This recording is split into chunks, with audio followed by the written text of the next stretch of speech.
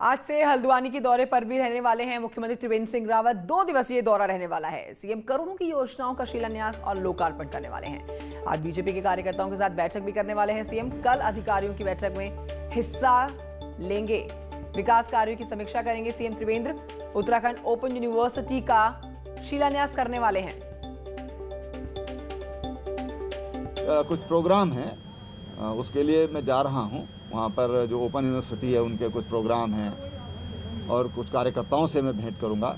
इस निमित्त मैं वहां पर जा रहा हूं। और जो ये सिलसिला है जिलों के भ्रमण का, प्रवास का, वो लगातार जारी रहेगा। और आइए सीधे रुख करते हैं दीपांकर भट्ट मेरे सहयोगी फोन लाइन पर और जानकारी के साथ मौजूद है। दीपांकर, 2 दिन के हल्द्वानी के दौरे पर मुख्यमंत्री आज हल्द्वानी में open university, Uttarakhand open university का शिलान्यास करने वाले हैं। उसके बाद समीक्षा बैठक में शामिल होने वाले हैं। इस समय कहां पर है मुख्यमंत्री त्रिवेंद्र सिंह रावत और आगे का उनका कार्यक्रम कैसे आगे बढ़ने वाला है?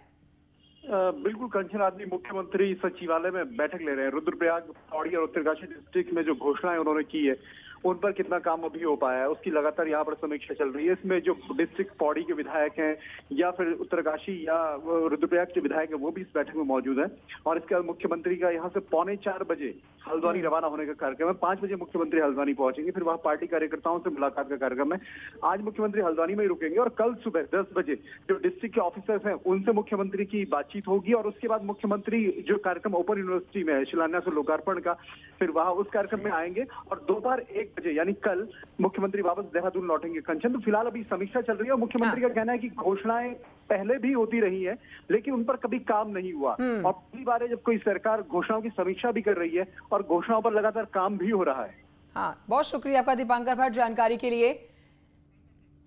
अब आगे बढ़ते हुए चमोली के रैणी और तपोवन में लगातार सर्च एंड रेस्क्यू का जो कार्य जारी है उस पर आप तक अपडेट पहुंचा देते हैं। एनडीआरएफ की जो टीम है उनके द्वारा जहां पर टनल से आज 2 शव बरामद किए गए हैं और इसके बाद कुल जान जाने वाले लोगों का आंकड़ा 61 हो जाता है।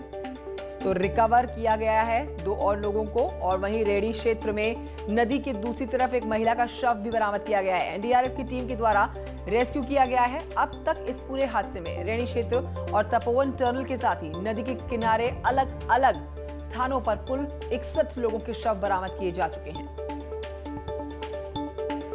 आज जो टनल एरिया है, जो तपोवन टनल एरिया, वहाँ से 2 डेड बॉडी एनडीआरएफ की टीम ने रिकवर की हैं और एक एम्प्यूटेड लेग भी उनको मिला है। इसके अलावा रैनी में भी हमारा सर्च एंड रेस्क्यू ऑपरेशन जारी है, जहां नदी के पार एक शव दिखाई देने की संभावना थी। एक वहाँ छोटी एक टीम भेजी गई, उन्होंने उस शव को रिकवर कर लिया है और उसको लेकर अभी वापस रैनी गांव की तरफ आ रहे हैं। टनल में टोटल कितनी बॉडीज अभी तक मिली है?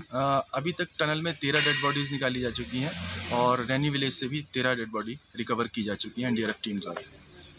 तो तपोवन के जिस इलाके ऋषि गंगा में झील बन गई है, वहीं बुधवार को आईटीबीपी के जवान पहुंचे हैं। उन्होंने झील से गंदगी को हटाया है। अब आईटीबीपी अपने बेस कैंप के पास ही एक हेलीपैड का निर्माण करेगा। तो आइए इसी पर जानकारी लेते हैं और मेरे सहयोगी सुनील प्रभात से। सुनील, आईटीबीपी अपने बेस कैंप के पास ही अब हेलीपैड का निर्माण करने वाला है। कब ये कार्य शुरू होगा और इस समय की अपडेट क्या है? देखिए कंचन, जहां तक झील बनने की बात है तो सरकार का पूरा फोकस झील पर है कि इसमें कोई भी ढिलाई न बरती जाए। पूरी मॉनिटरिंग प्रॉपर तरीके से झील की हो, इसी के लिए वहां पर आईटीबीपी को भी तैनात किया गया है। साइंटिस्ट भी वहां पर भेजे गए हैं और इसके साथ साथ ड्रोन से डेली मॉनिटरिंग भी वहां पर होती है। जो एसडीआरएफ का हेडक्वार्टर है जौलीग्रांट में, वहां से रोज ड्रोन उड़ाया जाता है और शाम को ड्रोन को वापस जौलीग्रांट लाया जाता है। तो पूरी तरह से मॉनिटरिंग झील की हो रही है। जहां तक रेस्क्यू की बात है कंचन, आज अभी तक 3 और शव बरामद किए गए हैं। 2 शव तपोवन टनल से, तो 1 शव रैनी के पास से रिकवर किया गया है। अभी तक कुल 61 शव पूरे डिजास्टर के रिकवर किए जा चुके हैं, जिसमें से 32 लोगों की शिनाख्त हो गई है। इसके अलावा 24 के आसपास बॉडी पार्ट्स भी बरामद हुए हैं। क्योंकि इतनी बड़ी आपदा थी, बहुत सारे शव पूरी तरह से छिन्न भिन्न हुए हैं, तो ये प्रयास है कि उनकी डीएनए सैंपलिंग के जरिए उनकी शिनाख्त की जाए। तो अभी भी दोनों स्थानों पर, चाहे वो हम रैनी पावर प्रोजेक्ट की बात करें या फिर तपोवन टनल की लगातार जो सर्च सुनील ऑपरेशन प्रभात, है, बहुत ही धीमी गति से जो शव बरामद करने का सिलसिला आस लिए बैठे हैं। एक सवाल ये कि आगे और कितने दिनों तक ये सर्च ऑपरेशन चलने वाला है, इस पर अधिकारी क्या बोल रहे हैं? देखिए कंचन, अधिकारियों से हमारे संबंध में लगातार बातचीत हो रही है, हम लगातार उनसे कनेक्ट हैं। शव बरामद नहीं कर लिया जाता, रिकवर नहीं कर लिया जाता, तब तक वो जो सर्च ऑपरेशन है वो लगातार जारी रहेगा।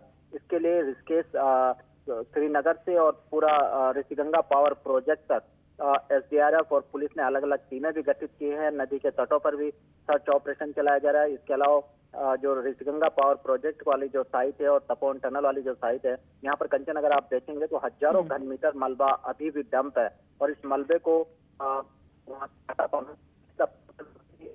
चुनौती है, बड़ा चैलेंज है। कब तक इस मलबे को और जैसा कि आपने सुबह बताया था कि चुनौतियां और बढ़ गई हैं, दोगुनी हो गई है। अब मलबे के साथ साथ पानी भी उतनी ही मात्रा में बाहर आ रहा है, जिसे एक अलग तकनीक से बाहर निकाला जा रहा है।